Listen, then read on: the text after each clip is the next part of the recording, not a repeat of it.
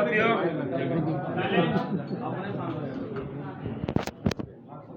कल देश में लोकसभा के छठे चरण का चुनाव है और हमारे इस राज्य में तीसरे चरण का चुनाव है 4 सीटों पर, जिसमें रांची है, जमशेदपुर है, गिरिडीह है और धनबाद है। इसके पहले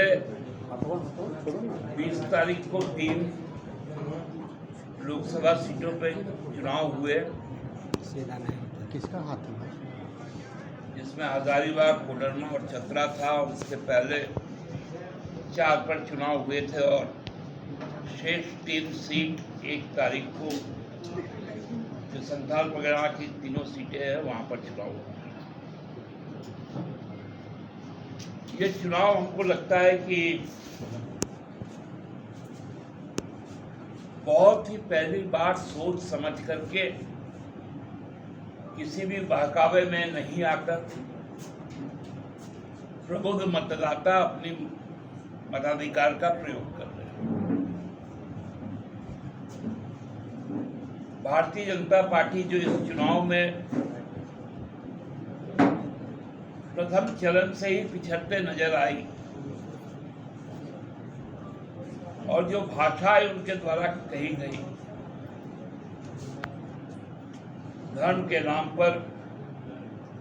संप्रदाय के नाम पर, और अब वो चीजें धीरे धीरे जब एक बहुत बड़ा वर्ग उनको निष्कासित करने लगा तो धर्म से नीचे उतरकर वो जाति समूह में बदल गई। हम लोगों ने देखा था कि जब चुनाव का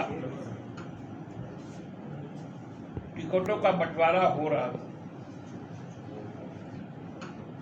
जो मतदाताओं का एक बड़ा सबल और प्रबुद्ध वर्ग है, क्षत्रिय समाज, उनके प्रतिनिधियों को टिकट से वंचित किया गया तो उनकी एक नाराजगी आई और समाज का एक बहुत समृद्ध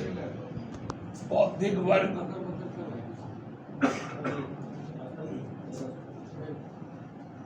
जिस वर्ग को साहित्य में, प्रशासनिक सेवा में, न्यायिक सेवा में, शैक्षणिक सेवाओं में जिनका बहुत बड़ा योगदान रहा है देश, वैसे कायस्थ समूह को भी अपमानित करने का लगातार काम किया। देश के बहुत बड़े नौकरशाह रहे, विदेशी मामलों के जानकार, आर्थिक मामलों के जानकार यशवंत सिन्हा जी के सुपुत्र जो वैश्विक स्तर पर अपनी पहचान रखते हैं, केंद्र में मंत्री रहे हैं, आर्थिक मामलों के जानकार हैं, उनको भी निशाना बनाया गया,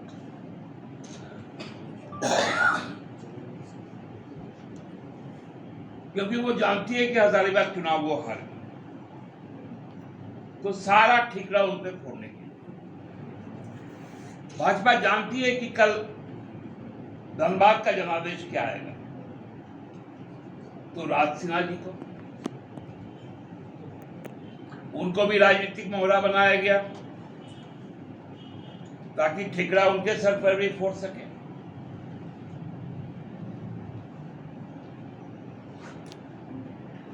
और ये लोग सबका साथ, सबका विकास, सबका विश्वास का नारा लगा। और जब लोगों से शोकौच किया गया, उनके जब जवाब आए तो भारतीय जनता पार्टी ने कहा कि ये लोग सामंतवादी सोच के लोग,